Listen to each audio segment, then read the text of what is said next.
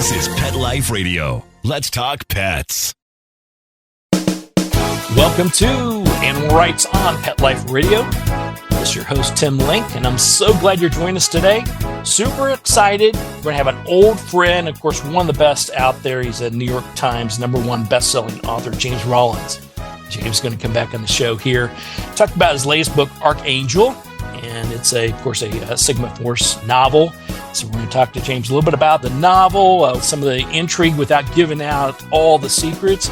And then, of course, we won't let him get away without telling us about how he can master the craft like he does. So it's going to be fun, exciting, educational, all kinds of good stuff. So we're super excited. So everybody hang tight. We'll come back right after this commercial break. You're listening to Animal Rights on Pet Life Radio. Take a bite out of your competition. Advertise your business with an ad in Pet Life Radio podcasts and radio shows. There is no other pet-related media that is as large and reaches more pet parents and pet lovers than Pet Life Radio. With over 7 million monthly listeners, Pet Life Radio podcasts are available on all major podcast platforms. And our live radio stream goes out to over 250 million subscribers on iHeartRadio, Odyssey, TuneIn, and other streaming apps. For more information on how you can advertise on the #1 pet podcast and radio network, visit PetLifeRadio.com/advertise today. Let's talk pets on PetLifeRadio.com. Welcome back to Animal Rights on Pet Life Radio. Joining me now is #1 New York Times best-selling author, James Rollins. James, welcome to the show. Thanks, Tim. Always happy to be here, talking about writing and about animals, two topics I love. Yeah, absolutely. We love it too. And we'll definitely won't let you get off the hook without telling us about the animals that may or may not be in the book and those that are in and around your feet right now. So we'll talk a little bit about that. So we got the latest book, Arkangel. It's part of the Sigma Force novel and the International Thriller series, and super excited to read through the book. Tell us a little bit about what can we expect from this particular one. Well, all my novels, I love dealing with mythology. I love dealing with sort of these undiscovered worlds, hidden here on Earth. And so this book deals with lost continents and mysterious lost libraries. It starts out with this very violent murder of a Vatican archivist who was researching the lost library of the Tsars. It's called the Golden Library. It vanished after Ivan the Terrible died. His vast archive of books that supposedly went back all the way back to the lost library of Alexandria. So everybody's been searching for this library up until today. They're still searching for the location of this hidden library. And of course, my Vatican archive has stumbled upon a clue to that library, which of course ends up with his untimely death. Before he dies, he's able to get a coded message warning that there's not just the hint about the library, but there's a terrifying secret about the library, one that can just threaten the world. Sigma Force, of course, is called in after the murder to try to figure out what happened. Where is this missing trove of ancient books? And it leads to basically a trail far into the Arctic in search for a mysterious lost continent that's been rumored to be up in the Arctic going back for centuries. And in this book, you're going to discover there actually could be a lost continent in the Arctic. And I'm not going to tell you how that comes about. You're going to have to read the book. There you go. I love it.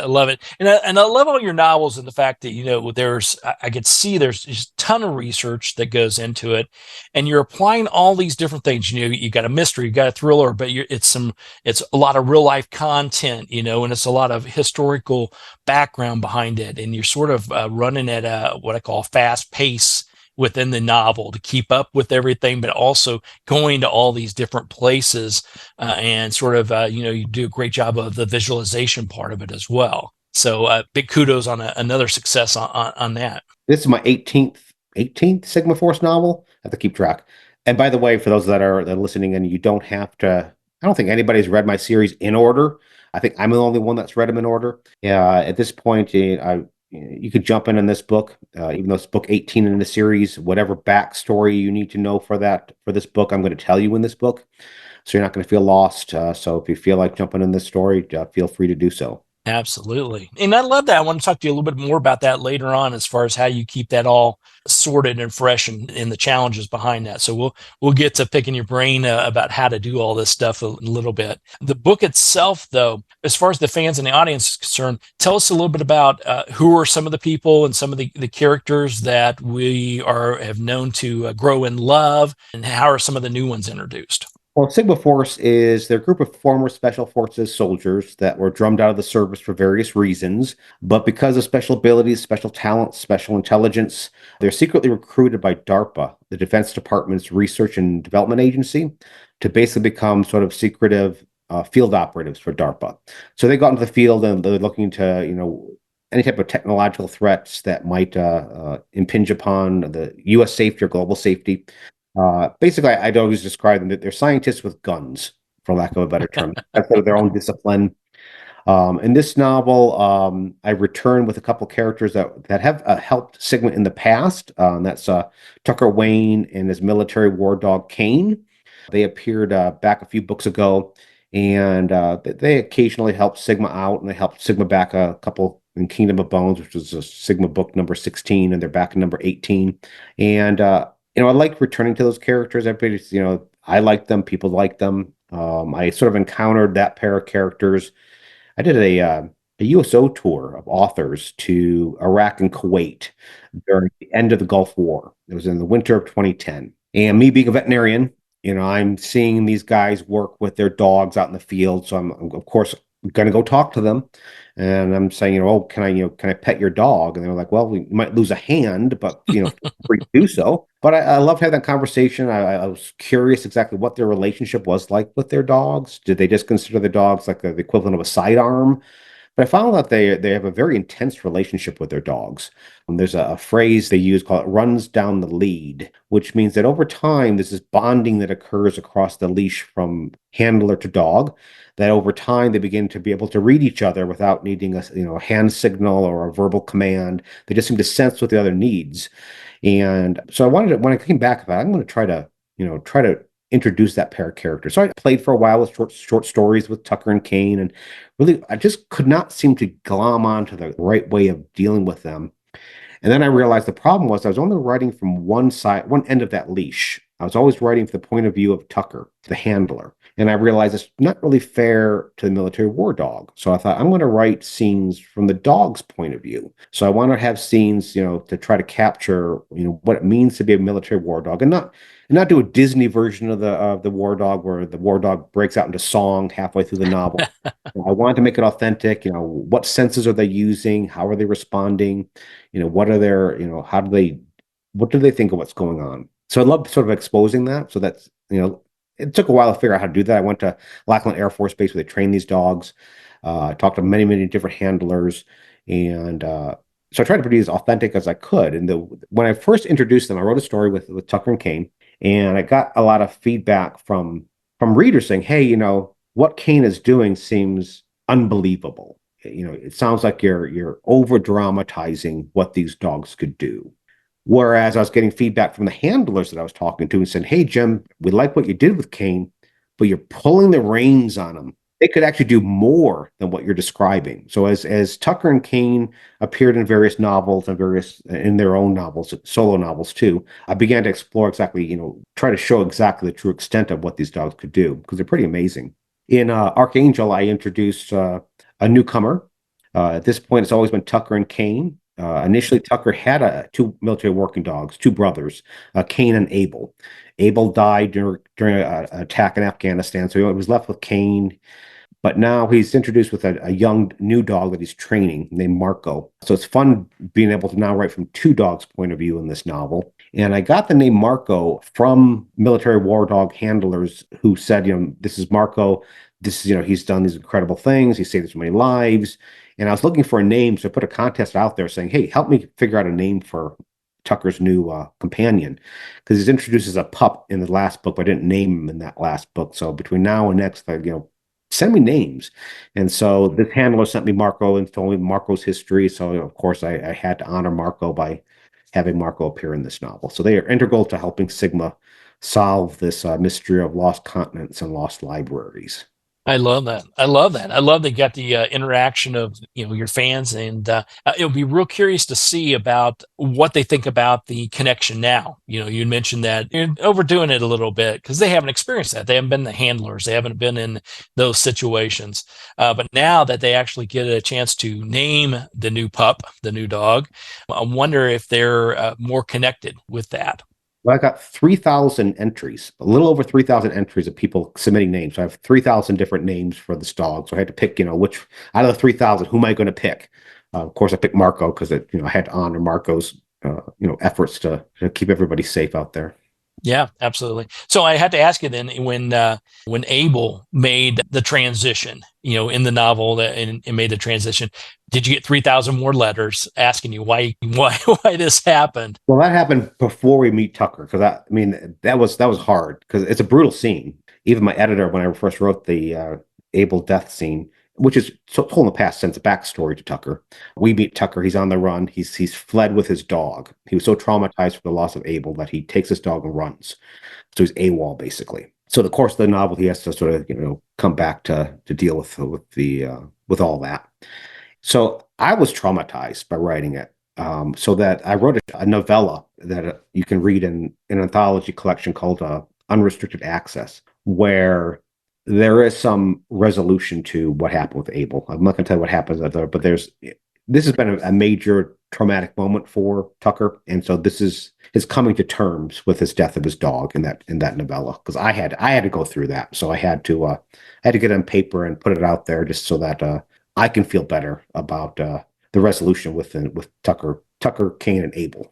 That's a great way to do it. I mean, that's fantastic. And so, as a writer, I know that you mentioned the characters and going back and bringing some new characters in, but keeping the existing ones. I mean, you become intimate with these characters. They're just not names on a paper that you type in.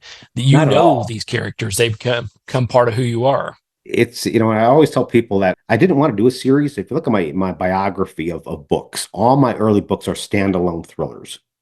I resisted doing a series because I had a problem with what I call the Jessica Fletcher syndrome. So here's this woman from Murder, She Wrote that's from Cabot Cove that's always stumbling over dead bodies. I've never stumbled over a dead body. So you begin to question, what is her problem? It's also hard to maintain jeopardy in a series character like that. Because if, let's say, somebody puts a gun against Jessica's head in an episode, the trigger's never going to be pulled because I just read the TV guide and found out that there's going to be another episode. She survived. So when I created the Sigma Force universe, it was because I wanted to base it on a group of characters. So I've done horrible things to my characters over the course of this. I want everybody at jeopardy. I want anybody to feel that any character is safe. There's been major deaths during the course of this series because I want it to be realistic that, I didn't want my characters to be superhuman. But at the same time, there's a core group that's been there from the beginning, obviously. And it's fun to grow with them. That's one of the joys of the series is that it's hard to really encompass the full extent and breadth of a life within a single novel. But over the course of 18 novels, we do get to see the journey of these characters, who they were from the beginning to who they are 18 books later.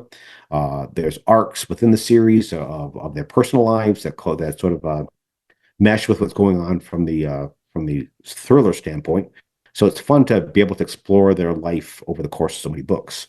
Yeah, and when one meets their demise, I mean, what's the pressure? I mean, I know you have to go with the flow. It's not like, okay, I'm tired of him, I'm going to get rid of him. It's with the flow of what you're trying to get through with the novel. I've done fake outs where I pretended to kill a character at the end of a book, and the hate mail that followed. Read the next book. There you go. I was wondering, is it like no, it's like Michael Myers. You can't kill him off. It's Freddy Krueger. You can't kill him off. He'll always come back. So that's fantastic. Well, then you mentioned just a moment ago about you never had any plans of writing a series. And obviously it's been a hugely successful series, and we continue to look forward to the next one and the next one. And I saw through your publicist that the series is in process of being developed into a TV series. Well, let's knock on wood. If there's wood somewhere around here, there's wood. Yeah. Amazon, MGM Studios picked up not just the one book, they picked up the entire Sigma Force universe. Every story, every short story, every novel. So they seem invested at this point. Oakhurst Entertainment, Leonardo DiCaprio's Appian Way is involved in the project. So hopefully we'll see it get greenlit. But of course, Hollywood's fickle. We'll see if that actually makes it to the air. But it's sort of flattering to get this close to that finish line. So hopefully we'll see that happen. Yeah, and well, hopefully we will. I can see it because when I read through your novels, that's, I see that. I mentioned earlier about the visualization. In my mind's eye, I can see the process and where we're going and all the places we're visiting. I think you do a fantastic job on the visualization. So seeing it come to the small screen, big screen, the streaming screen, whatever it is. Screen. Yeah, whatever it is, it would work out just fine. So I think that's fantastic, and good luck with that. That's for sure.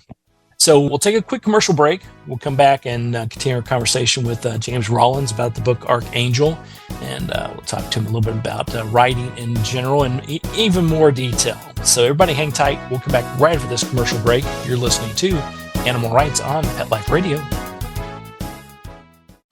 Hi, this is Tim Link, animal communicator and pet expert and host of Animal Rights on Pet Life Radio. Have you ever wanted to know what your pet is really thinking? Do you want to find out if they truly understand what you're trying to tell them? Ever wish you could build a better understanding and closer relationship with your pet? Well, now you can. Learning to Communicate with Animals is a 4-part on-demand workshop. In the workshop, you'll learn the essential techniques that are necessary to communicate with animals, including what is animal communication, breathing correctly to achieve the perfect state to communicate with your animals at a deeper level, using guided meditation exercises, a method to communicate with animals, and how to send and receive information from your animals. So if you're wanting to learn how to communicate and connect with your animals at a deeper level, visit petliferadio.com/workshop and purchase and download Learning to Communicate with Animals. You'll be glad you did.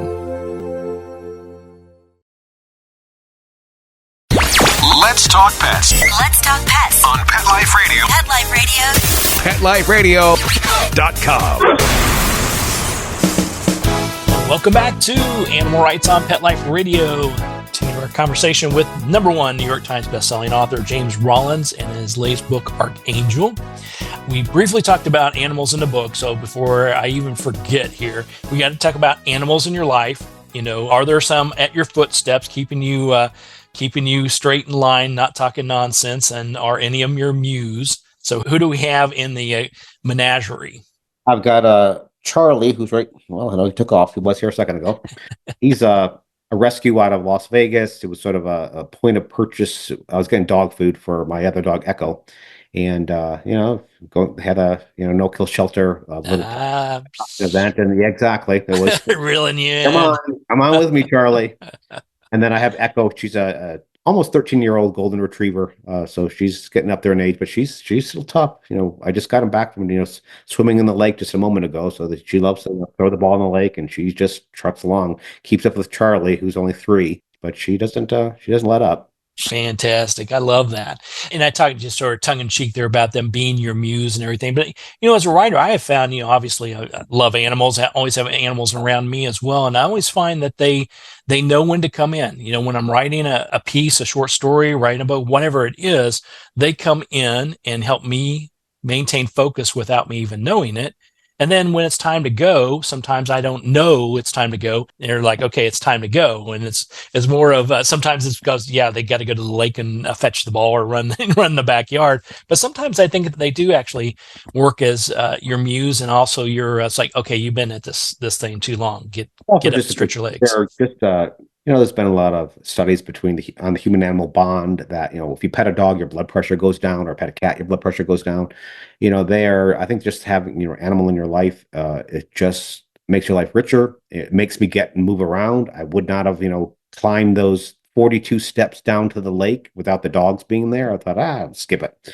So, they insist that I go hiking. They keep me moving. They keep me motivated. I can't imagine life without. Absolutely. Yeah, I agree with you wholeheartedly there.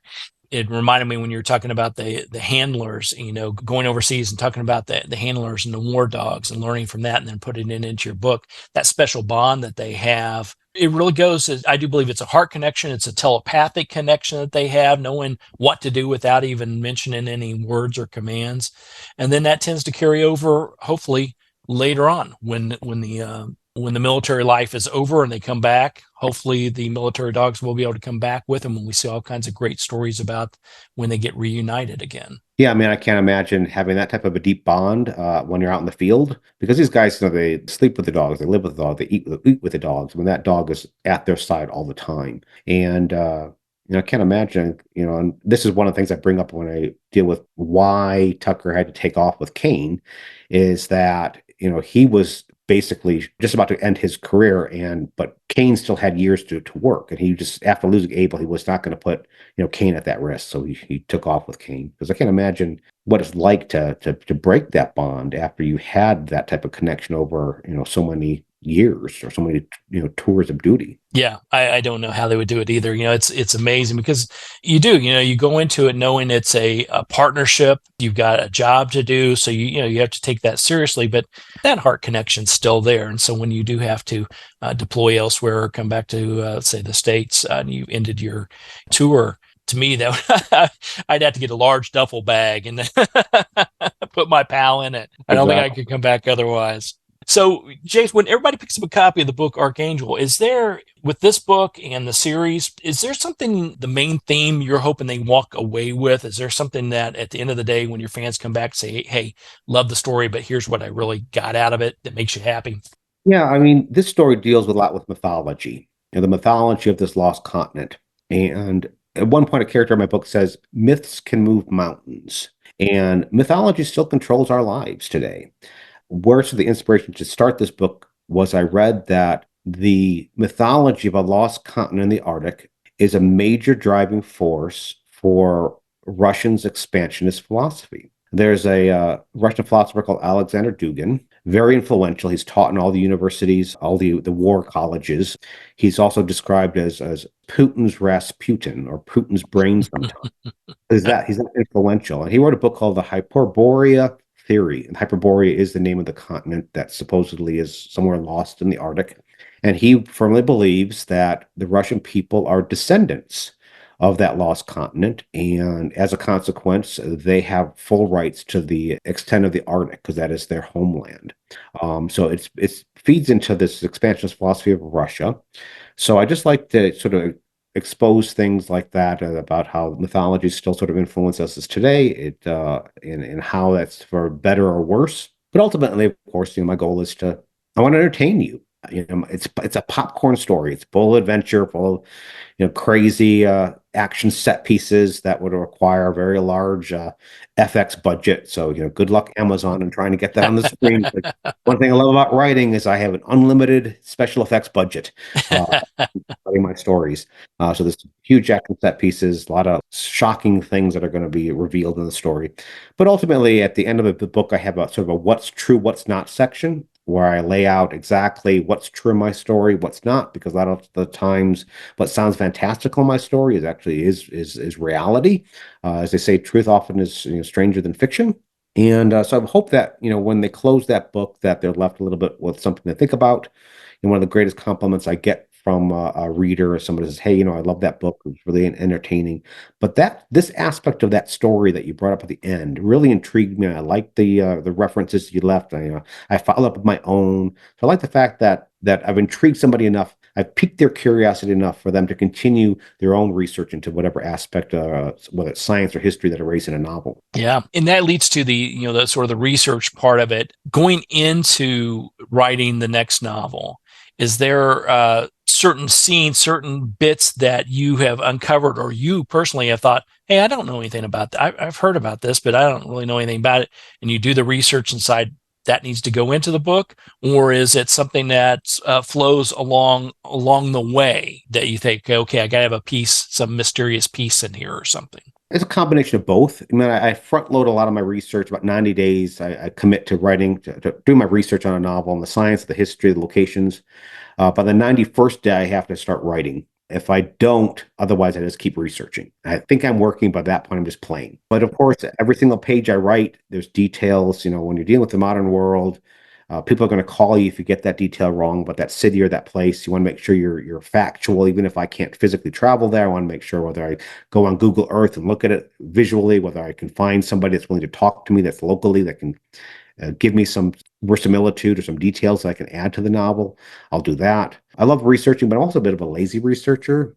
I would rather people tell me things than have me look it up. Especially when it comes to the science. A lot of times people have noted that, gosh, you write this book and then like 3 or 4 months later or a year later, there's all these articles coming out on that exact topic you raised in that novel that I thought was fantastical and you were making it up, but now it looks like it's real. Jim, are you clairvoyant? No, I'm not. I just talked to that scientist, a year before I was writing that novel, and I was like, I'm interested in this topic. And trust me, if you talk to a scientist and you say you're interested in their topic, they are glad to tell you anything because their wives or their husbands do not want to hear about Right. topic. So if they found an avid, interested party, they're going to answer almost anything. But the question I like to ask is, don't tell me what's in your next research article or the book you're working on. Look over your shoulder. Tell me what's on your lab table right now, because I know that it's going to take me a while for this book to get published. And science changes over rather rapidly. Stuff becomes old or wrong. So I need to have that immediacy. I need to find out, what's cutting edge, what's just beyond the horizon. So when it appears in my novel, it doesn't feel like, that's old news. I remember that from last year. I want to feel like I'm giving you information that you don't have access to. I'm opening that door into that lab that, maybe you're not allowed to go into, but I'm going to take you through that door. Right. So it's it's fresh, but sort of like, I guess I view it as like pre-fresh. It's being there. Not most people know about it, but soon enough, everybody's going to know about it, and you're going to be on the cutting edge by having it in the book. So very, very cool. I love that, listening about the research parts of it, because, I deal with a lot of authors that write novels and, of various types, whether they're thrillers or whether they're probably not Disney ones that often, though I think I have interviewed a lot of those. But the ones that really get into the research, they get into it. They love that aspect of it and digging through things. Some will spend, hours and days on end at a library because the only research that's available are in, still stacks of books at the local or regional or national library. Some want to be where it is. If I'm writing about a particular location or a particular topic that maybe I know a little bit about, but not a lot, I'm going to go there. Or I'm going to talk to the people and spend some time with them so I get to really know their heartbeat. And it sounds like you do a little bit of that, but picking lazy spots first. I always find that, I love hearing, firsthand account. I wrote a book called Sandstorm. Actually, the very first, it was sort of the prequel to the Sigma 4 series where Sigma was introduced, but it takes place in the country of Oman. And I never been to Oman. I couldn't afford to go because at that point I was not, wasn't making enough money to afford to fly out to Oman and run around and do research. So I found somebody that was selling Omani products online. And I contacted him and said, hey, I'm interested in writing a book about your fictional book about your country, but I need sort of boots on the ground. I need somebody that will tell me details I'm not going to find anywhere else. Will you be willing to help me? And he said, sure, but I need to ask you first, are you going to be derogatory of our country? And I said, no, my books are generally travel logs. Even though this book takes place in Russia, you're going to find that, there's both good and bad people in Russia. In Arkangel, you're going to see both of that. So I'd like to make my books more of a travel log. So once I told him, I said, that's cool. Yeah, I'll help you out. And so, I began to have this exchange with him. And about a month later, I get this note in the mail. It's a beautifully, calligraphy. It's all stylized. It's an invitation from the Sultanate of Oman to come to his country for a personal tour, all expenses paid. Oh, my. So I'm thinking, well, this is fantastic. I'll get all my boots on the ground myself when I go there. But unfortunately, that was just before a certain date, 9/11. Oh, boy. Then about 2 weeks after that, maybe not the best time to come right now. So again, I had to lean on this gentleman that was willing to help. And people that have read Sandstorm said, hey, when were you in Oman? I was in Oman. I was working for an oil company. And what years were you there? I was never there. So you don't necessarily have to travel to be a writer. I mean, you can get enough details if you're diligent enough with your research. And one of the details I thought was really interesting that I don't think I would ever find online. And this guy told me that every day at noon, the Sultanate was schooled in Britain. So at noon every day, every radio station has to play classical music. No matter if it's a talk radio station, whether it's a rock radio station, at noon you have to play classical music. I would never found that unless I was talking to this gentleman. I mean, who would? That's not something you're just Right. in the newspaper somewhere or from looking online. So it's just details like that I think made that person think, oh, he actually was from there because he knew that classical music was played on every radio station at noon. So it's great being able to, go on the internet and look stuff up. It's great going to the libraries, but I still, firmly believe that, sometimes just having the living experience of that person, whether that's a scientist, historian, a local living in that town, to bring that level of authenticity to your story. Yeah, absolutely. And they're living it, or they have the background of it. And I'm sure there's tidbits that they know, like you said, that nobody would know about. You, even if you went there. Yeah, if you happen to stumble across the radio station at 12 noon, maybe you'd ask, "Yeah, what's this?" But otherwise, you probably wouldn't even know it if you were even in the country. So so I think more stories based in the Seychelles and Fiji and Ready to do some research. Yeah, I'm thinking, there we go. All right. Well, everybody pick up a copy of the book. It's the latest in the Sigma Force novel series by James Rollins. It's Arkangel. You're going to love it as always. Love the characters, love the action, love the animals in there as well. And it's just a constant thrill ride of places you're going to go and things you're going to learn and things you're going to research based on the research of the book. So, James, fantastic job on the book again. And I'm so glad to have you back on the show. And I'm going to look forward to getting you back on here a little sooner next time. Excellent. Thanks, Tim. All right. We're coming to end the show today. I want to thank everyone for listening to Animal Rights on Pet Life Radio. I want to thank the producers and sponsors for making this show possible. If you have any questions, comments, ideas for the show, you can drop us a line at petliferadio.com. And while you're there, check out all the other wonderful shows and hosts. It's a cornucopia of animal fun. It's at petliferadio.com. So until next time, write a great story about the animals in your life, and who knows, you may be the next guest on Animal Rights on Pet Life Radio. Have a great day. Let's Talk Pets, every week on demand, only on PetLifeRadio.com.